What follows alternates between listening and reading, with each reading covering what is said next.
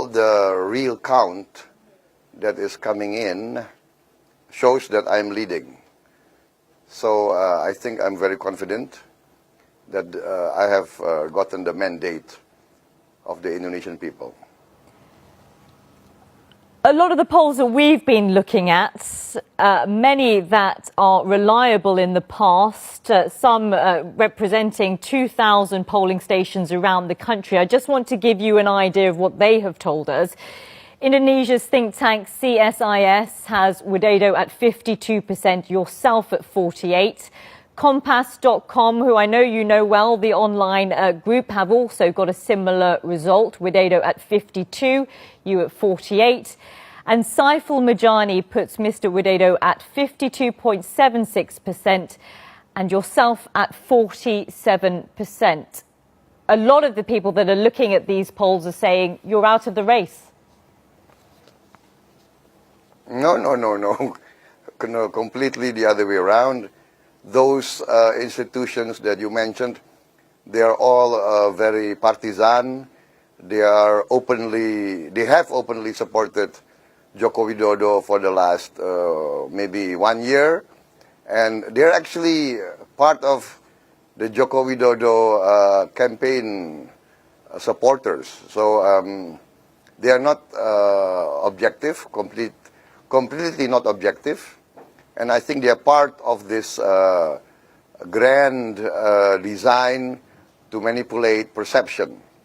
So let us rely on the legal institutions of Indonesia. There is a General Election Commission. There is a process of counting, real counting coming in. We have witnesses in every voting station. And we have voting certificates of the witnesses, which have all the required signatures. So let us go through the due process of counting, verification, and let the General Election Commission decide. Absolutely, that is my position. You are completely.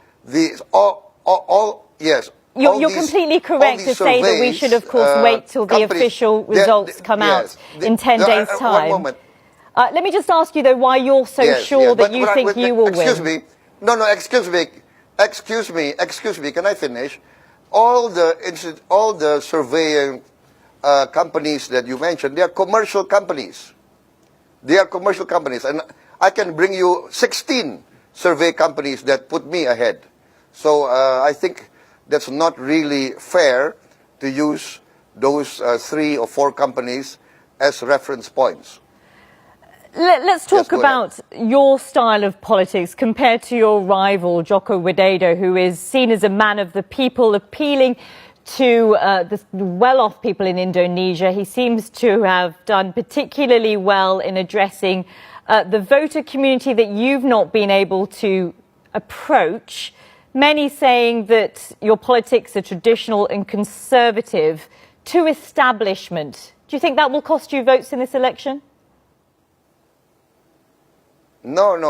That's a perception that the other side has concocted. It's a complete concoction. I think my rival is a product of PR campaign. Completely the other side. He is actually a tool of the oligarchs, and I don't think that's the correct picture. He's not a man of the people. He claims to be humble, but that's just an act. In my opinion, that's just an act. He does, though, have a clean reputation, and his campaign has not been plagued, unlike yours. Unlike yours, by allegations of human rights abuses committed under the Suharto regime. And if I can just remind our viewers, the unit that you commanded in 1998, accused of kidnapping, torturing and killing activists who protested at the time against Suharto. How do you think you can now be seen as a reputable, clean politician who can lead a country when you think about the results in 10 days' time?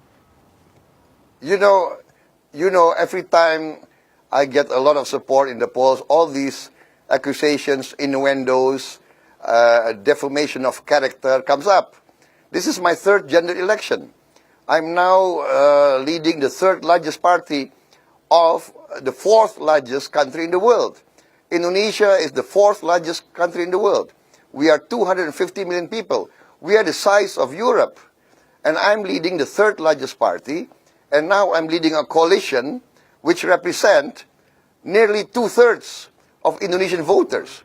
How do 2/3 of the Indonesian people, how can they be fooled? How can they be so stupid to support someone who is what all my rivals accuse me of being? So this is completely defamation of character. Do you not think, though, it is about time that you unequivocally address what happened and these allegations directly? Oh, I have. Many, many, many times. On record, on tape, on, I think anybody, any foreign press who interview me, they will always ask me about human rights allegations.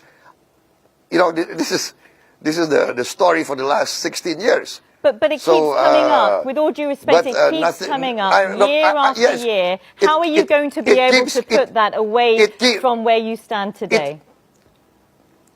Well, it keeps coming up. It keeps coming up by my enemies, by my rivals. It's part of the game of politics. Is it not time to put an end to it and actually answer the questions that are being leveled at you about these allegations?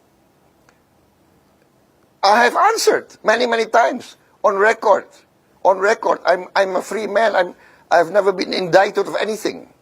This is just a political campaign to destroy me because they do not like what I stand for. I stand for a clean Indonesia. I stand for justice for my people. I stand for a fair deal for the Indonesian people. They have always been lied to. They have always been considered stupid. Indonesians are considered stupid, lazy people. This is the old-time colonialist perception that they want to pin on the Indonesian people. Okay, well, when the results are announced, the big oligarchs can take all the money and I beg pardon? I beg your pardon? Apologies for interrupting. When the results are announced on July the 21st and July the 22nd, if they show that your rival, Joko Widodo, has won, will you graciously accept that as the will of the Indonesian people? That is part of democracy. If he is certified winning fairly, of course I will concede. But I'm very confident all the real count coming in shows I'm leading. And as of yesterday, with 60% of the real count coming in, I am leading. So I'm very confident we are the ones who got the mandate. What will your message be to your supporters? Because there are a growing number of concerns regarding perhaps protests on the streets or even violence should the result not go your way. I mean, what is your message to them now? Do you know that one of the television stations that supported me, they have been attacked, in 2 of their stations have been attacked, vandalized. Do you know that one of the polling company that predicted that I won, they were attacked last night by a Molotov bomb?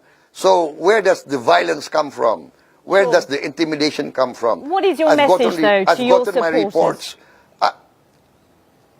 I've gotten reports from my supporters that they have been intimidated, they have been attacked in many, many parts of Indonesia. So my message is, I have said that on record, you can check. Always, I've said many times, keep calm, be cool. Our rivals are our brothers and they are not enemies. All my speeches and not one speech from my rival saying the same thing. Not one. I have said that if the Election Commission certify the real will of the people, I will honor the decision. They have not said that. They have not said one time during the entire campaign. I think I've made 10 or 15 statements on national television during the presidential debate. At every event, hundreds of million people have seen this. And from my rival, not one time a statement that they will honor the decision of the Indonesian people. In fact, what we get is an announcement that if Prabowo wins, then it's cheating, even before the real count come in. I just want to ask you one final question, sir. What will you do if you don't win? What? I'm very confident I win. But you know, if the Indonesian people do not need me, I'm fine. I have a good quality of life. I like to go back, you know, to my life. In fact, it's a quieter life out of politics. I'm doing this out of obligation to serve my people.